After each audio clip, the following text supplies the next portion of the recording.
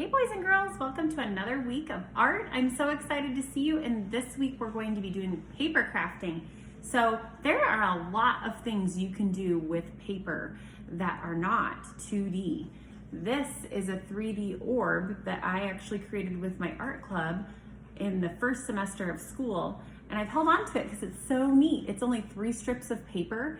I'll have to show you how to make this sometime in person because it's a little tricky to explain. But I have found 3 different videos for you to check out showing you how to do different paper crafting activities. Some of the supplies you're going to need are glue. Glue sticks kind of work for one of the projects, and liquid glue works better for the other project. So pay attention to what the artist is showing you in the video so that you can have the right tools. You're also going to potentially need a ruler, and I have these from our Sunset Mesa stash. So we've got everyday math ruler that was sent home with my daughter Eliza, and then you also have hopefully some sort of math template. And you're going for the circle, the sphere one that you're going to make. They actually use centimeters to measure. So you can use this to measure your paper and get it cut and ready. You might also have a tiny stapler for one of them. I'm going to show you how I use a stapler instead of the glue. And you might also need a hole punch or string if you want to hang your paper art creation that you make. So I am going to post in the comments below 3 different projects that you can use, and I will put the grade level that I think should try. It might be more specific to that grade level, but please feel free to check them all out, and you can try them all if you have time or a grown-up to help you or an older brother or sister around. It's a fun time to work with some paper. So one of the projects, this is the one I'm going to have for kinder, pre-first, and first grade. I loved this, guys. I thought this looked like our Sunset Mesa burst, and it's made out of 8 strips of paper. So you'll have to check it out, and be sure that when you staple it in the middle that you find the middle. Use your ruler to find the middle so that it turns out equal on all sides. Okay, so that's the one for the kinder, pre-first, and first graders.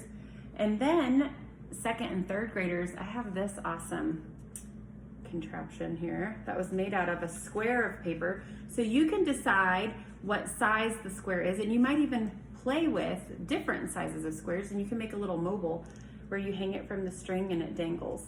So this is kind of fun. Also, I wanted to show you how, if you don't have square paper, a way to make sure that you get a square. If you take your paper, and this is a rectangle, I'm going to turn it into a square by folding it over on the edge like this. And then you can cut this line down the bottom, and then you'll have a square. So that is a tip if you don't have origami paper. And I actually used cardstock, so this is pretty sturdy. But you can also use colorful printing paper, thinner paper, maybe a scrapbook paper, but you might want something that has, it's not blank on the other side. Up to you, you can explore.